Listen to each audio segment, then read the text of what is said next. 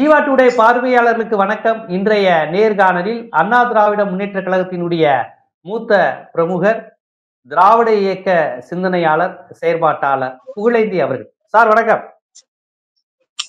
இனிய வணக்கங்கள். காணும் பொங்கலில் நாம் காணுகிறோம். என்னுடைய இனிய வாழ்த்துக்கள், பொங்கல் வாழ்த்துக்கள். பார்க்கின்ற நேயர்களுக்கு நெஞ்சார்ந்த நன்றி. பொங்கலை சிறப்பாக கொண்டாடி முடிகின்ற நேரம். அனைவருக்கும் எனது இனிய வாழ்த்துக்கள். ஜீவா, நன்றி சார். அப்படின்னாவே ரொம்ப தெம்பா எனக்கு வர்றது ஜீவா, தாத்தா, வெங்கையா அப்படின்னு சொல்லி அடிமை பண்ண ஜெயலலிதா பேரு. ஜீவா என்கின்ற சொல் அனைத்து இந்திய அண்ணா திராவிட முன்னேற்ற கழக தொண்டர்களாகட்டும், என்னை பொறுத்தவரை நான் அது மறக்கவே முடியாது. அடிமை பெண் நான் கணக்கெல்லாம் பார்த்திருக்கேன். அப்ப திருவண்ணாமலையில படிச்சுட்டு இருந்தேன். பாலசுப்ரமணியம், அன்பு, அப்புறம் மீனாட்சி, 4 சினிமா தியேட்டர், ஒரே நாள்ல 4 தியேட்டர்லயும் அடிமை பெண். அது ஊர்வலமா படத்தை எடுத்துட்டு போனோம். அப்ப நான் இருந்தேன், அது ஞாபகம். அதனால ஜீவானாவே அந்த ஞாபகம் வந்துடும், உங்க ஞாபகம் வந்துடும், தலைவர் ஞாபகம் வந்துடும். மகிழ்ச்சி மகிழ்ச்சி.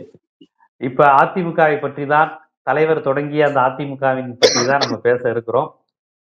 இன்று அதிமுக யார் கையில் இருக்கிறதுங்கிறதே ஒரு பெரிய விவாத பொருளா இருக்கிறது. இந்த நிலையில் துக்ளக் குருமூர்த்தி அவர்கள் பாஜகவும் அதிமுகவும் சேரணும் அப்படின்னு இருக்காரு. அதிமுக ஊழல் கட்சி தான், பட் இருக்கிறதுக்கு இது கொஞ்சம் பரவாயில்ல, வேற வழி இல்ல, சேர்ந்துதான் ஆகணுங்கிற மாதிரி அவர் சொல்லியிருக்காரு. ஏற்கனவே அவர் சொல்லிதான் ஓபிஎஸ் இபிஎஸ் இணைஞ்சாங்க, ஆளுநர் சேர்த்து வச்சாங்கிற விமர்சனம், பார்வையெல்லாம் தொடர்ச்சியா இருக்கு. இந்த நிலையில் மீண்டும் குருமூர்த்தி அதிமுக பாஜக சேரணும்னு சொல்லி இருக்கிறத நீங்க ஒரு அதிமுக காரரா அதை எப்படி பாக்குறீங்க? குருமூர்த்திக்கு எனது நெஞ்சம் நிறைந்த நன்றி, வாழ்த்துக்கள். என்னன்னா, ஏற்கனவே இம்பார்ட்டன்ட் பொட்ட பசங்க ஏடிஎம்கேல இருக்கவங்கன்னு சொன்னாரு. அதை கொஞ்சம் குறைச்சி ஒரு நல்ல ஒப்பீனியனா, இயற்கையோடலாம் ஊழல்வாதி தான், திமுக ஊழல் தான், ஏடிஎம்கே ஊழல் தான், இதுல ஒண்ணு எனக்கு வித்தியாசம் இல்லை அப்படின்னு சொல்லிட்டு அதுல ஒரு ஆராய்ச்சியை கண்டுபிடிச்சு இப்போ பழனிசாமி இருக்க வரைக்கும் இது உருப்படாது அப்படிங்கிறத ரொம்ப நாளாச்சு. பாவம் குருமூர்த்தி சாரு கண்டுபிடிக்கிறதுக்கு, இந்த பழனிசாமி பத்தி தெரிஞ்சுக்கிறதுக்கு. சொன்னப்பெல்லாம் கேட்கல அவரு. இப்பதான் அவர் வாயிலிருந்தே வந்துருச்சு, பழனிசாமி இருக்க வரைக்கும் இது உருப்படாது அப்படிங்கிறது. ஆகவே காலத்திற்கும் நேரத்திற்கும் தகுந்தாற் போல் தன்னை மாற்றிக்கொண்டு பேசுபவர்களுக்கு என்ன பதில் சொல்றது சொல்லுங்க பார்ப்போம். ஆகவே அதுல இன்னொன்னு படிச்சேன், நான் அவர் பேசும்போது கவனிச்சேன். சீமான் அவர் ஒரு பெரிய ஆள். இவருக்கு பிஜேபிக்கு இப்ப யாரா பெரிய ஆள்னா, இந்தியாவிலேயே சீமான் தான் பெரிய ஆளு. அவங்களுடைய வழித்தோன்றல், அந்த பவுண்டர் ஆஃப் த பிஜேபி எல்லாம் விட்டாங்க. இப்போ விட்டுட்டு சீமான் பெரியாரை நேரடியாக எதிர்கொள்கிறார். அப்ப என்ன, ராமசாமி பின்னாடி இருந்து எதிர்கொண்டாரா? ஏன் சார் அவர்கள் ஏகப்பட்ட கருத்துக்களை தந்தை பெரியாருக்கு எதிராக சொல்லவில்லையா? முதலமைச்சர் ராஜாஜிக்கும் பெரியாருக்கும் என்ன தகராறு சொல்லுங்க சார். குலக்கல்வி திட்டம் தானே, ஓப்பனா சொல்லுங்களேன். எவ்வளவு கொள்கையில வேறுபாடு இருந்துச்சு? ராஜாஜி தொடர்ந்தால், தமிழகத்தில் தொடர்ந்தால் குலக்கல்வி திட்டம் வந்துடும் தானே. குலக்கல்வி திட்டத்தை எதிர்த்து தானே பெருந்தலைவர் காமராஜர் முதலமைச்சர் ஆனார், தந்தை பெரியார் ஆதரித்தார். எவ்வளவோ கருத்து வேறுபாடுகள் இருந்தது. யார் சார்? சீமான் எடுத்துட்டு உங்களுக்கு யாருமே கையில கிடைக்கல. பிஜேபிக்கு ஆதரவா பேசுறது தமிழ்நாட்டுல ஆளே இல்ல. ஏதோ ஒண்ணு கத்துதான், அதை பிடிச்சிட்டு நீங்களும் கத்துறீங்கன்னா எதுவும் புரியவே இல்லை. இவங்க பேச்சும் செயலும் சீமான் பின்னால் போகின்ற அளவிற்கு இவ்வளவு கேவலமா போயிட்டாங்களா நினைக்கும் போதுதான் கஷ்டமா இருக்கு. இப்ப குருமூர்த்தி அவர்கள் சீமானையும் தனக்கான ஆளா பாக்குறாரு, அதிமுகவும் தனக்கான ஆளா பாக்குறாரு, அப்படிதானே? அப்ப அதிமுக குருமூர்த்திக்கான ஆளா தான் இருக்கு, அப்படிதானே? இல்ல, அது உருடாதுன்ட்டாரு. அது பொறுத்த வரைக்கும் அவருடைய லேட்டஸ்டான ஒப்பீனியன் நீங்க எடுத்துக்கோங்க. அது பழனிசாமி இருக்க வரைக்கும் இது உருப்படாது, அந்த சரியா இறங்கி வரமாட்டான்ட்டார் அவரு. அதை பொறுத்த வரைக்கும் கரெக்ட் தான். இந்த பிஜேபி சீமான் காலில் விழுவதற்கு என்ன காரணம்? கட்சியா சார்? ஒரு பெரிய கட்சி இந்திய நாட்டை ஆளுகிறது, அதுக்கு ஒரு பிரதம மந்திரின்னு ஒருத்தர் இருக்காரு. எப்படியோ ஜெயிச்சு சென்ட்ரல்ல வந்துருவாரு. நரேந்திர மோடி சாமர்த்தியம் அவருக்கு இருக்கு, இது நடந்துகிட்டே இருக்கு. நாடாளுமன்றத்தில் இப்ப சந்திரபாபு நாயுடு எல்லா உதவியோட போய் உட்கார்ந்துருக்காரு. சொல்லுங்க, நீங்க இப்படிப்பட்ட ஒரு மத்திய ஆளுகின்ற ஒரு கட்சி, எல்லா மாநிலத்திலும் அதிகமான மாநிலங்களில் ஆளுகிற கட்சி, நிதிஷ்குமார் தயவில் இருக்கிற கட்சி, ரைட் இருக்கட்டும். ஏதோ சென்ட்ரல் அவங்க தானே ரூலிங் பண்ணிட்டு இருக்காங்க. ஏங்க, ஏதாவது ரொம்ப மோசமா கீழே போய் சீமான் கால் விடுற அளவுக்கு பிஜேபி போயிடுச்சா? இதே எச் ராஜா, நான் போட்டு காமிக்கிட்டு நான் உங்களுக்கு அனுப்புறேன், சேர்த்துக்கோங்க தயவுசெய்து. எச் ராஜா சொல்றாங்க, அவர் மென்டல் பைத்தியக்காரன், அந்த ஆள் என்ன பேசுறான்னு புரியல, அவருக்கு சிகிச்சை தேவைன்னு பேசினாரு. இன்னைக்கு எச் ராஜா தேவையான உதவிகளை செய்கிறேன்றாரு. அந்த உதவிகள் ஏதாவது பைத்தியக்கார ஆஸ்பத்திரிக்கான்னு எனக்கு தெரியல. உதவிகளை செய்கிறேன். அப்ப நேத்தி சொன்னது என்னாச்சு? அந்த ஆள் தான் அப்படி பேசுறான்னு நீங்களும் கூட சேர்ந்து பேசுறீங்களே பிஜேபியில. உங்களுக்கு என்ன உதவி வேணும் இப்போ? பெரியாரை எதிர்ப்பதற்கு நினைச்சா சிரிப்பு வருது ஜீவா. யார் எதிர்ப்பது? யாரு சப்பக்கட்டு கட்டுறது, துதிப்பாடுவது, நடுவுல வந்து நியாயம் பேசுவது. இப்ப இவ்வளவு பயம் இருக்கட்டும், விடுங்க. நீங்க தந்தை பெரியாரை நேரடியாக சீமான் எதிர்க்கிறார்னு சொல்ற அளவுக்கு நீங்க பின்னாடி ஒளிஞ்சுக்கிட்டு பேசுறீங்கல்ல, அதே தந்தை பெரியாருக்கும் எங்களுக்கும் கிடைத்த ஒரு மாபெரும் வெற்றியாக நான் பார்க்கிறேன். ஆகவே இது வந்து ஒரு முறையில்லாத செயல் சார். எல்லாத்தையும் கையில் எடுத்துட்டு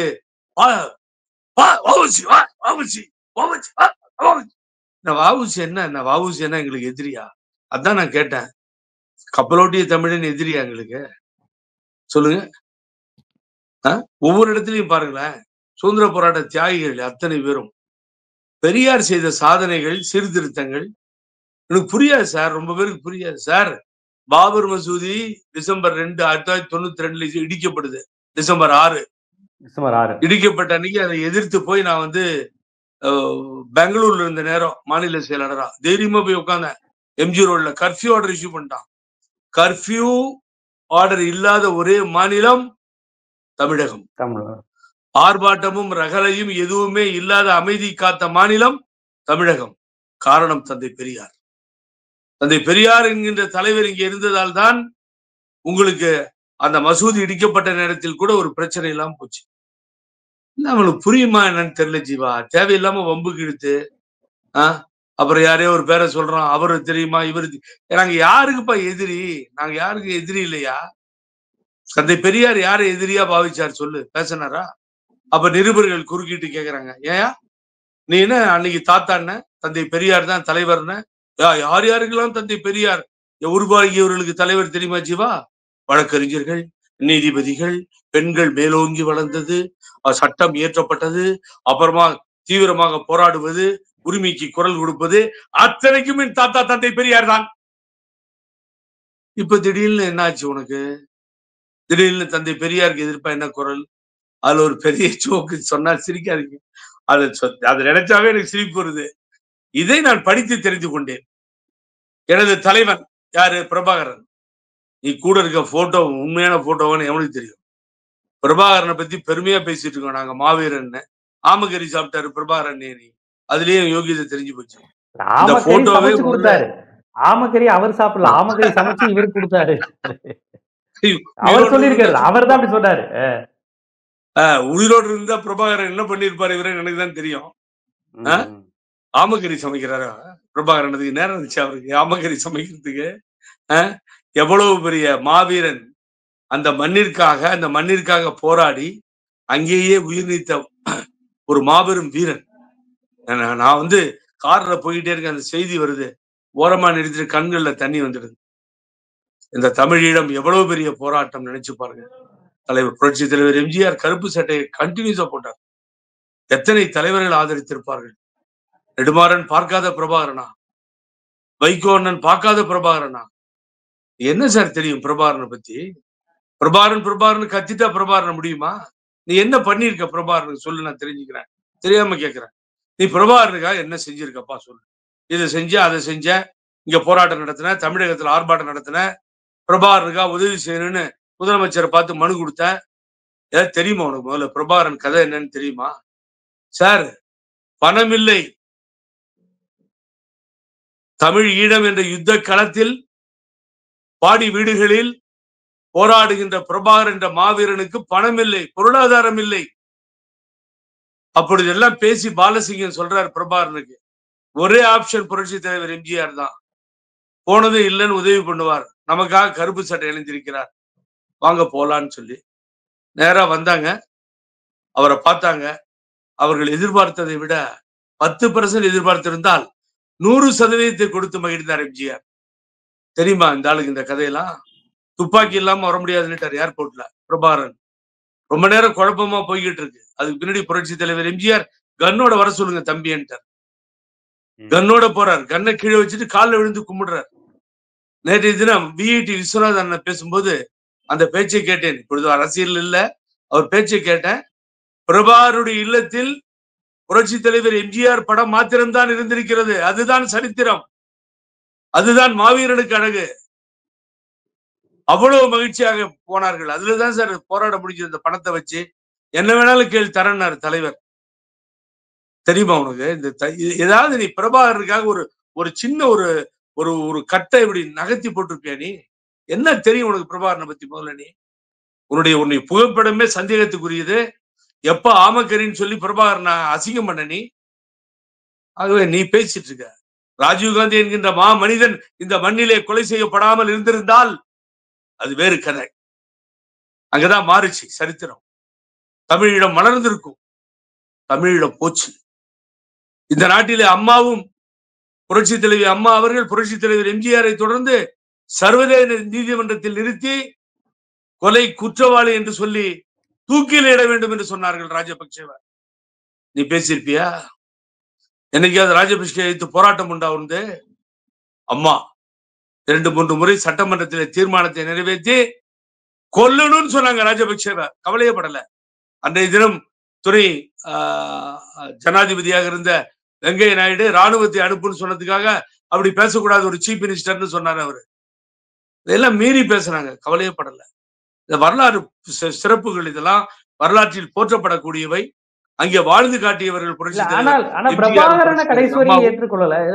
இல்ல ஜெயலலிதா அம்மையார் பிரபாகரனை ஏற்றுக்கொள்ளல. கடைசி காலம் இந்த 2009க்கு பிறகு ஈழ விடுதலைக்கு சார்பா இருந்தாங்க. பிரபாகரனை அவங்க ஒரு ஒரு தேடப்படும் குற்றவாளிங்கிற பார்வையில தானே வச்சிருந்தாங்க. அவங்க எம்ஜிஆர் பார்த்தாரு, எம்ஜிஆர் ஆதரிச்சாரு. ஜெயலலிதா எம்ஜிஆர் ஆதரிச்சார். அதுக்கு பின்னால் அம்மா பிரபாகரனை தவறாக எதுவும் பேசவில்லை, எதுவுமே இல்லாம தான் இருந்தது சார். நீங்க அந்த கோடியக்கரை அந்த கம்ப்ளீட் கோஸ்டல் ஏரியா பூரா கொண்டு வந்து பெட்ரோல் மற்றதையெல்லாம் பதுக்கி வைக்கிறப்போ பெரிய கேள்விக்குறி ஆயிடுச்சு. டெலோன்னு ஒரு குரூப் அதுக்குள்ளேயே பிரிஞ்சு உருவாகி டெலோவா எல்டிடிஆன்னு தகராறு ஸ்டார்ட் ஆயிடுச்சு. ஞாபகம் இருக்கா உங்களுக்கு? அதெல்லாம் கோடிக்கல்ல சிபிஐ விசாரணையில ஒருத்தர் போய் தூக்குல தொங்கிட்டாரு, ஒரு தலைவர் ஒருத்தர். இதெல்லாம் நடந்துச்சு இல்ல?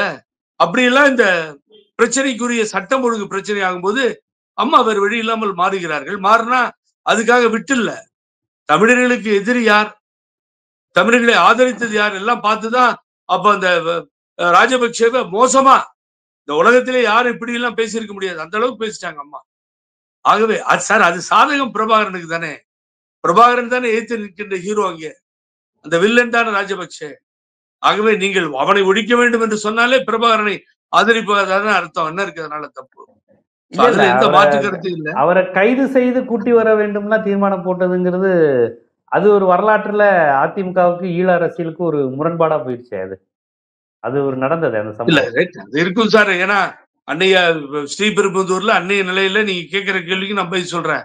Suppose to participate that Sriperumbudur meeting. அம்மா இங்கேயே கிருஷ்ணகிரியில ஸ்டாப் பண்ணியாச்சு. அங்க பிளைட் லேட் ஆகி தான் வர்றாரு ராஜீவ்காந்தி. வந்தவர் பாவம் குழந்தை மாதிரி இன்னசென்ட்டா போய் மாட்டிக்கிட்டாரு. அதுல அவங்களும் இந்த டைம் டிலே இல்லைன்னா இவங்களும் ரீச் ஆயிருப்பாங்க. ஏற்பட்ட சிக்கலை இருக்கும்ல, அதெல்லாம் பார்க்கணும் இல்ல. நமது மண்ணில் அப்படி ஒரு இந்த பக்கம் மாவீரன் பிரபாகரன் வாழ்கன்னு சொல்லும் பொழுது நீங்கள் சற்று திரும்பி அமரர் ராஜீவ்காந்தி அவர்களையும் பார்க்க வேண்டும் இல்லையா? சொல்லுங்க பாப்போம். யாரோ செஞ்ச மிஸ்லீட் இல்ல அது. இந்த மண்ணில இப்படிப்பட்ட ஒரு பெரிய பேரிழப்பு இல்லையா ஸ்ரீபெரும்புதூர்ல? அதை நியாயப்படுத்த முடியாது. ஆகவே எங்களை பொறுத்தவரை சீமான் பாட்டுல சீமானுக்கு சார், சீமானுக்கு ராஜீவ்காந்தி என்னன்னு தெரியாது, எம்ஜிஆர் என்னன்னு புரியாது, அம்மாவை பத்தி தெரியாது சார். ஏதோ உடறிக்கிட்டு இருக்காருங்க. நேத்து ஒண்ணு பேசுறாரு, பெரியார் மாதிரி ஒரு பெரிய தலைவரே இல்லைன்னு நாங்கள் பேசுவதை விட அவர் பேசுகிறார். அது பேசுவதற்கு சொந்தக்காரர்கள் திராவிட கழகத்தில் இருக்க ஆசிரியர் வீரமணி, திமுகவினுடைய தலைவர்கள், இந்த நாட்டை ஆளுகின்ற முதலமைச்சர் ஸ்டாலின், அன்னைக்கு ஓபிஎஸ் அண்ணா அழகா சொன்னாரு, தலை காவேரி தந்தை பெரியார்னு. அது மாதிரி உங்களுக்கு சொல்ல வேண்டியவர்கள் நாங்க.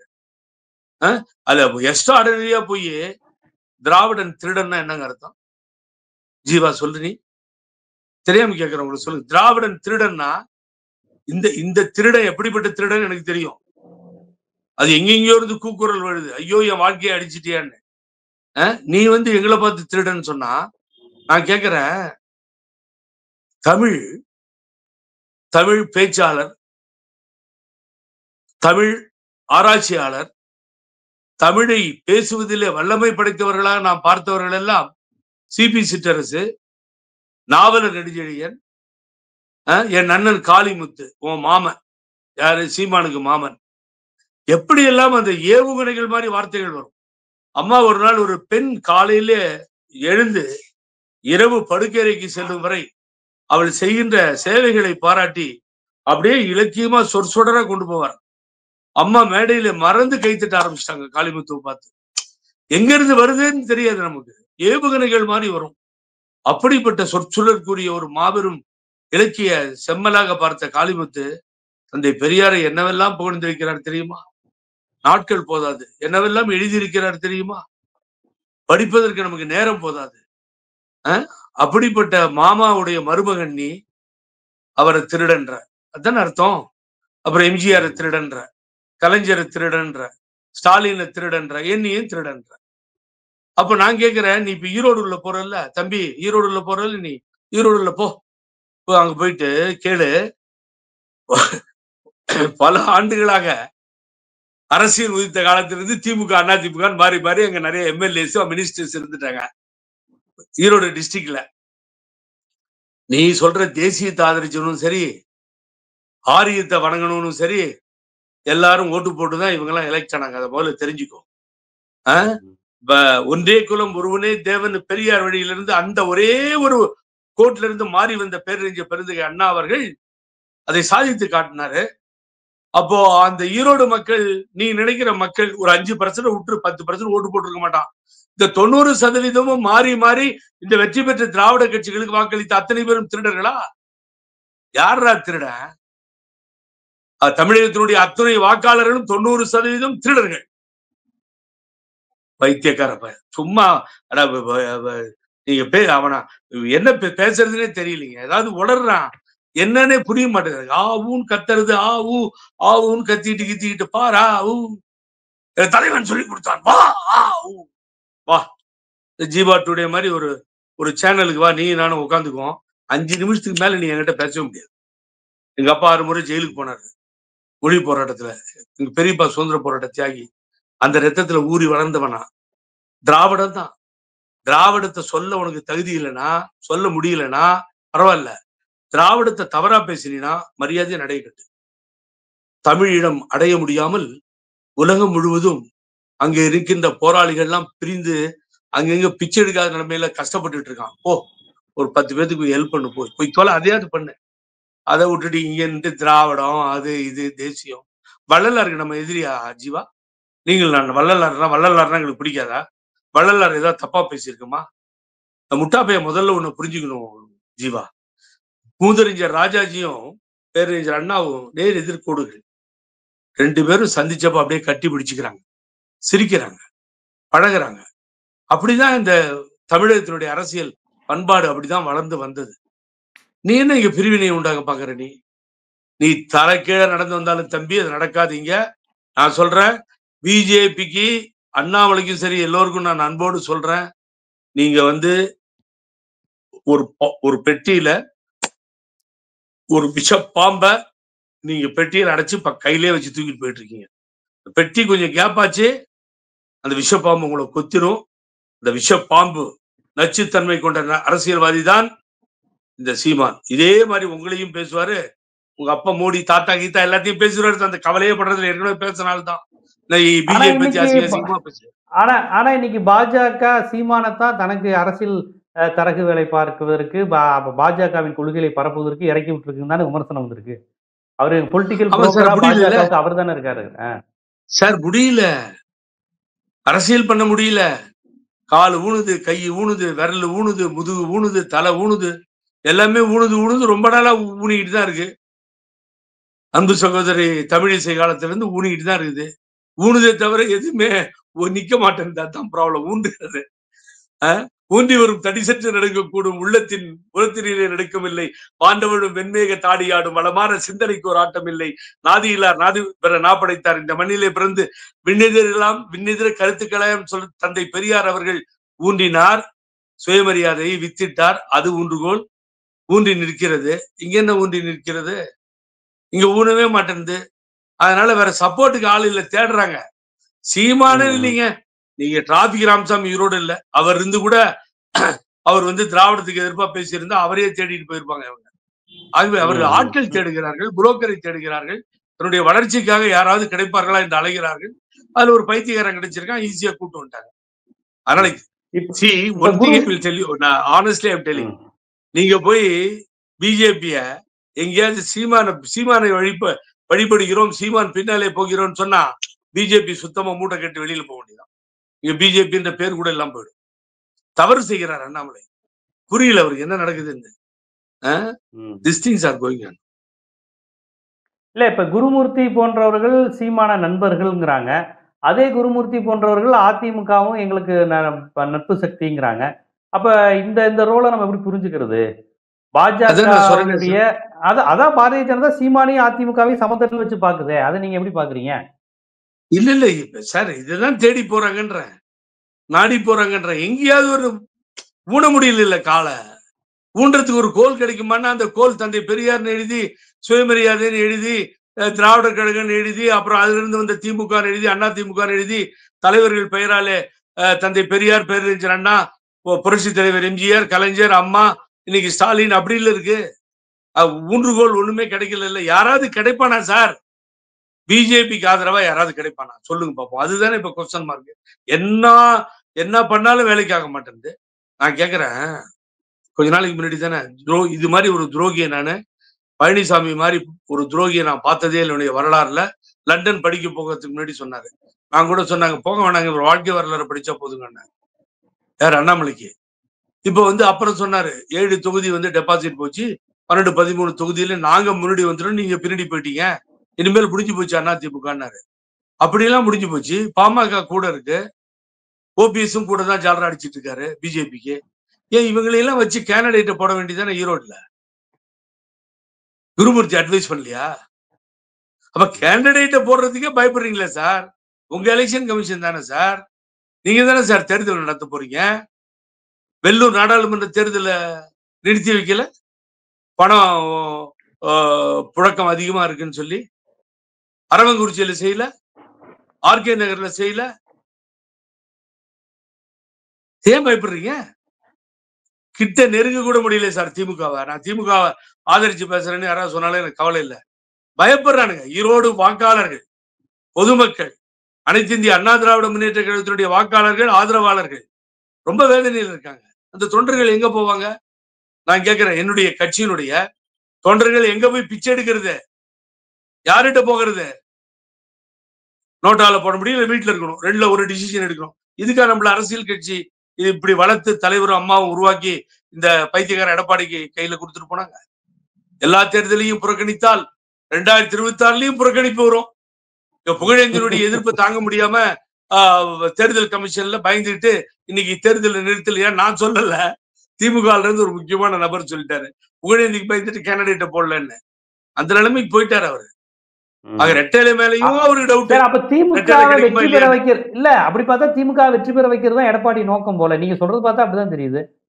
திமுக எந்த சுலபம் எந்த கடினமும் இல்லாம ஸ்டாலின் வெற்றியை தடுக்க முடியாது அப்படின்னு எடப்பாடி பழனிசாமி பிரச்சாரம் செய்யற மாதிரில இருக்குது இல்ல பிரச்சாரத்துக்கும் போல இப்போ நான் என்ன சொல்றேன் ஃபர்ஸ்ட் ரீசன் ரெட்டேலை கிடைக்குமான்றது பெரிய சந்தேகமாயி போச்சு அதை நீங்க பாத்துட்டீங்க 10-15 நாளா போட்டு பெண்டை கழட்டிட்டு இருக்கேன் நானும் டெல்லி போய் வந்துட்டு இருக்கேன் அந்த மனு கொடுத்துட்டேன் நான் ஒரு கொஸ்டின் ரைஸ் பண்ண ஜீவா எவனும் ரைஸ் பண்ண முடியாத கொஸ்டின் நானே சொன்னேன் சீனியர் அட்வொகேட் டெல்லியில ஏற்கனவே ரெட்டேலையே உச்ச நீதிமன்றத்தினுடைய தீர்ப்புக்கு எதிராக தூக்கி எலெக்ஷன் கமிஷன் தவறா கொடுத்துருச்சு அப்படி கொடுத்த பின்னாடி இவர் தோத்துட்டாரு அந்த தவறை செஞ்சிருச்சு எலெக்ஷன் கமிஷன் திருப்பி ரெட்டேலையை கொடுத்துச்சுன்னா நாளைக்கு ஒரு கால் சிவில் நீதிமன்றத்தில் இருக்க தீர்ப்பு அந்த கேஸினுடைய வழக்கினுடைய தீர்ப்பு சாதகமாக அடுத்தவருக்கும் எதிராக பழனிசாமிக்கும் போனா சாதகமா ஓபிஎஸ் போகுது எதிராக இவருக்கு போகுதுன்னு வச்சுக்கோங்க அப்போ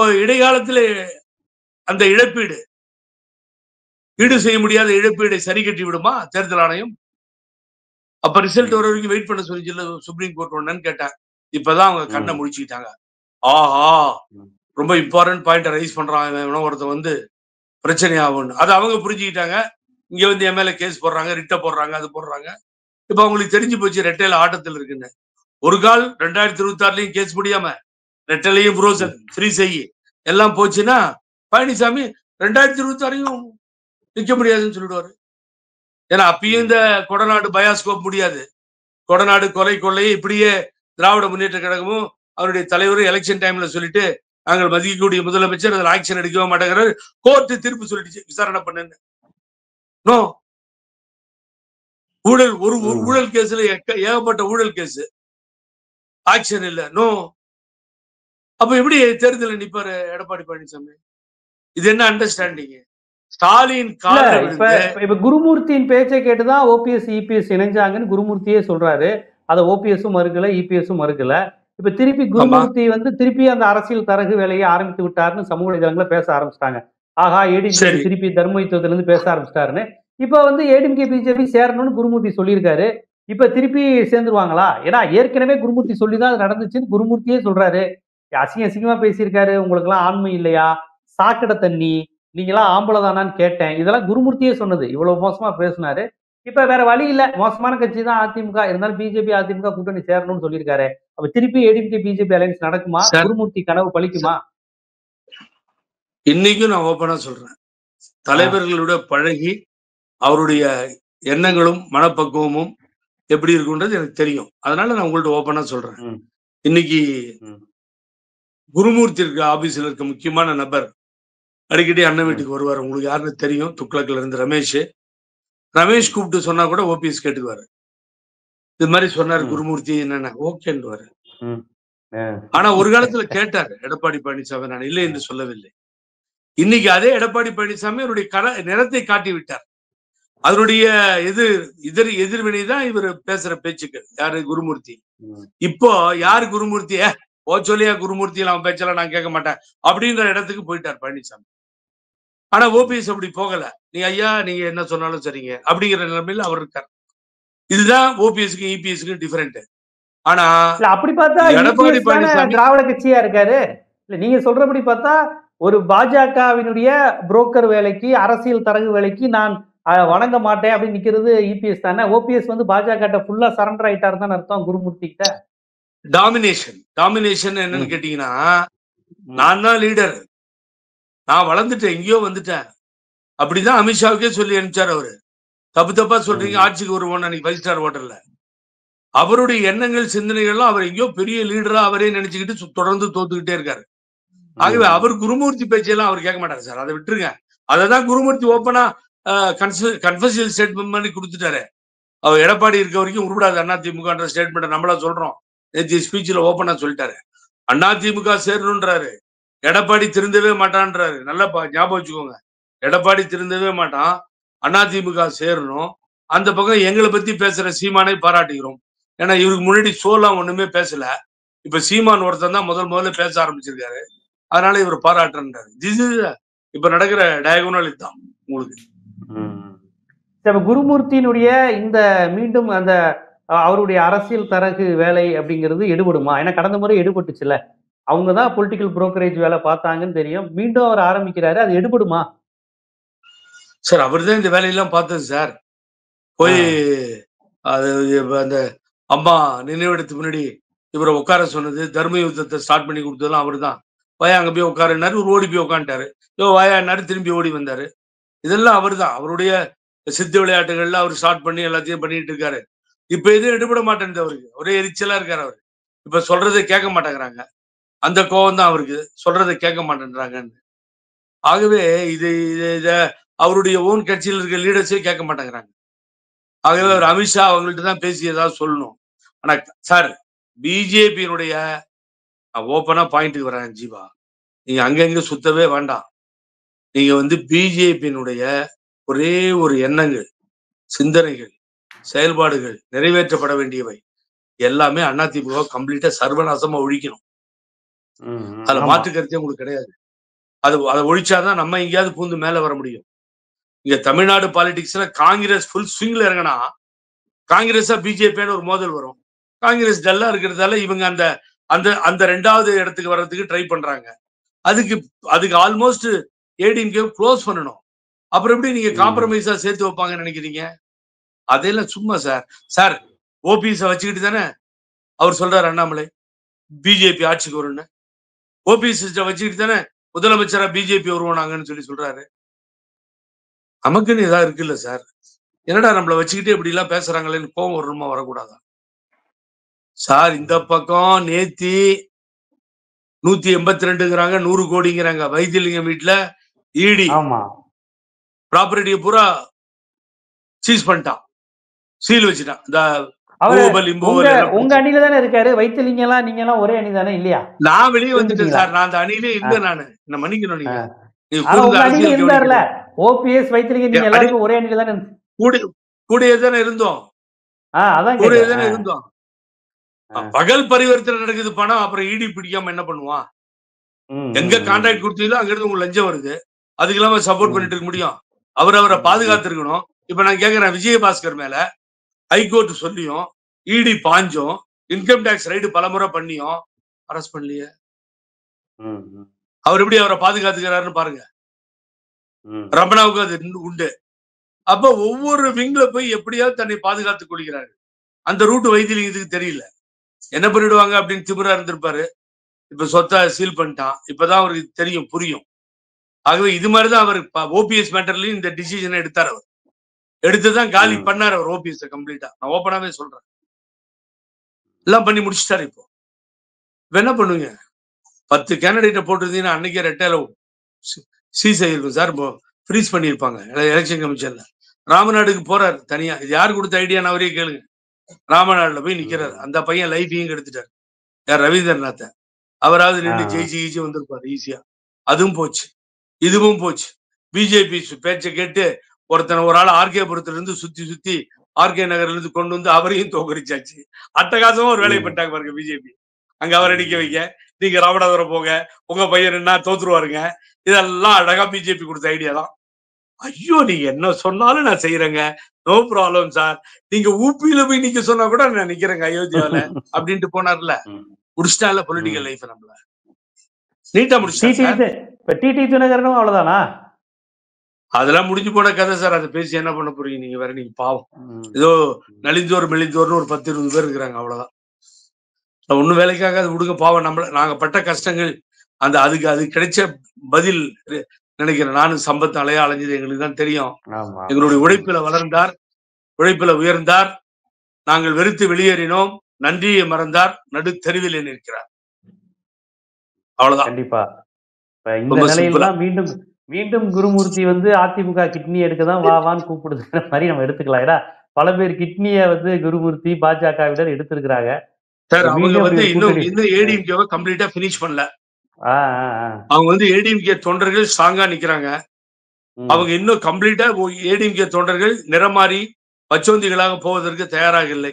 புரட்சி தலைவர் எம்ஜிஆர், புரட்சி தலைவர் அம்மா வழியில் 1000 இன்னல்களையும் இடையூறுகளையும் தாங்கிக் கொண்டு சமாளித்துட்டு என்னை போன்ற தொண்டர்கள் எல்லோரும் நிக்கிறோம். அதனால இவரெல்லாம் சொல்லி எல்லாம் கேட்கறதுக்கு நான் தயாரா இல்ல. ஆகவே அதை முயற்சிக்கிறாங்க பிஜேபி. கம்ப்ளீட்டா அதிமுகவை க்ளோஸ் பண்ணிடணும். அதிமுக ஒரு கட்சி அவ்வளவு சீக்கிரம் எடுபடுமான்னு தெரியல. குருமூர்த்தியோட இந்த தெரியல சார். இந்த பெரியார் மண்ணில் எத்தனை சீமான் போன்ற புரோக்கர்களை உருவாக்கினாலும் பாரதிய ஜனதா கட்சி நடக்காது ராஜா. இங்க நடக்கவே நடக்காது. செத்து சுண்ணாம்பை ரோடுக்கு போயிடுவீங்க நீங்க. இங்க அரசியலில் வெற்றி பெறவே முடியாது. அததான் நான் சொல்லிட்டு இருக்கேன். ஆகவே இதெல்லாம் வேலைக்காகாது. 90% வாக்காளர்கள் மாறி மாறி திராவிட கட்சிகளுக்கு வாக்களித்து 57 வருடங்களாக அந்த திராவிட கட்சிகள் தான் ஆட்சியில இருக்கிறது. ஆகவே பிஜேபி ஒண்ணும் பண்ண முடியாது. அது புரோக்கர் சீமான் ஒண்ணும் பண்ண முடியாது. யாரும் பண்ண முடியாது. பார்ப்போம். What is that? நாங்கெல்லாம் இந்தியா விட்டுருவோமா? ஈரோடு சந்தைக்கு போயிருக்காருல, அங்க என்னென்ன நடக்குதுன்னு பார்ப்போம். ஆனா ஒண்ணு, சீமானை முன்னிறுத்தி பின்னால் பிஜேபி போனால் அதை விட கேவலமான அரசியல் இந்திய அரசியலில் வேறொன்றும் இருக்க முடியாது. மக்கள் தூணு காரித்து போயிடுவான். கண்டிப்பா. இன்றைய அரசியல் சூழலில் ஒரு திராவிட கட்சியான அதிமுகவின் நிலை என்ன? அதை எந்த அளவுக்கு இந்துத்துவ கருத்தியல் கொண்ட ஒரு பாஜக கட்சி வெவ்வேறு வகையில் முயற்சிக்குது. திராவிட கருத்தியலையே சீமான் போன்றோரை வைத்து தமிழ்நாடு பெரியார் மண் என்று சொல்லிக் கொண்டிருக்க வேளையில் பெரியாரையே கொச்சைப்படுத்துகின்ற வேலையை ஒரு நான் பிராமின் போர்ஸை வச்சு அவங்க திட்டமிட்டு பண்றாங்க. தமிழர் அரசியல் என்ற ஒரு முகமூடியில் பண்ணி கொண்டிருக்கிறாங்க. இதை திராவிட சித்தாந்தத்தை ஏந்தி கொண்டிருக்கக்கூடிய நாங்கள் ஒருபோதும் ஏற்க மாட்டோம் அப்படின்னு சவால் விடும் வகையில் சொல்லியிருக்கீங்க. பார்ப்போம் அடுத்த கட்ட அரசியல் என்னென்ன ஒரு விஷயம் ஜீவா, ஒரு விஷயம், நாங்கள் பிராமணர்களுக்கு எதிரிகள் அல்ல. எனக்கு பெஸ்ட் ஃப்ரெண்ட்ஸ் நிறைய பேர் இருந்தா பிராமின்ஸ் தான், நிறைய இருக்காங்க, எக்கச்சக்கமா, கணக்கில் அடங்கா உயிரை கொடுக்கக்கூடிய பிராமின்ஸ் இருக்காங்க. அவங்களும் திராவிடத்தை ஒத்துக்கொள்கின்றவர்கள் தான். எல்லா பிராமணர்களும் எதிரானவர்கள் அல்ல, எதிர்ப்பவர்களும் அல்ல. அவங்க குறை சொல்லாம அவங்க இருந்தா கூட இதை தாக்கியோ குறை சொல்லியோ பேச மாட்டார்கள். பிரபாகரன் என்னைக்காவது திராவிட தலைவர்களை தவறாக பேசியிருக்கிறாரா? ஒரு நாள் சொல்ல முடியுமா? இந்திய அரசியலை பற்றி பேசியிருக்கிறாரா? ஒரு நாள் சொல்ல முடியுமா? ஏன்னா அவர் கர்மமே கண்ணாயினார். அங்க இருக்க தமிழரை காப்பாற்றணும்னா போராடினாரே தவிர சீமான் போற ஆட்களை எல்லாம் சேர்ப்பதும் இல்லை, பேசுவதும் இல்லை. ஆகவே அது டிஃபரெண்ட், இது டிஃபரெண்ட். ஆகவே நாங்கள் யாருக்கும் எதிரிகள் அல்ல. எல்லோரையும் போற்றி வணங்கக்கூடியவர்கள் மக்களாக பார்க்கிறோம். ஆறறிவு படைத்த மனிதர்களாக பார்க்கிறோம். எங்களை பிரிக்கவும் முடியாது, பிரித்தாலும் சூழ்ச்சியில் வெற்றி அடைய முடியாது. மிக்க நன்றி. வணக்கம் ஜீவா. பார்க்கின்ற நேயர்களுக்கும் நெஞ்சார்ந்த நன்றி. நன்றி. உங்கள் நேரம் ஒதுக்கி உங்களுடைய கருத்துக்களை பகிர்ந்ததுக்கு மிக்க நன்றி.